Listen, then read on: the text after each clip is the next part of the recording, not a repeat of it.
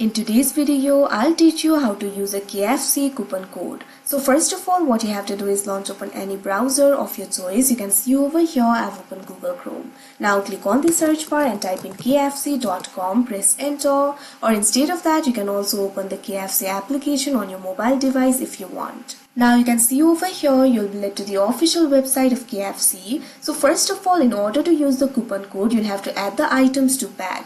For that, you can simply click on this option, start your order, or you can also scroll down. You'll be able to see the menu over here. Click on the option of your choice. Now you'll be able to see various menus over here. Simply click on the item that you would like to order. Now once you do that, you'll be led to this kind of interface. You'll be able to see the order summary over here. You'll be able to see the quantity. Simply click on this option, add to bag. Now you can see over here that particular item will be added to your bag.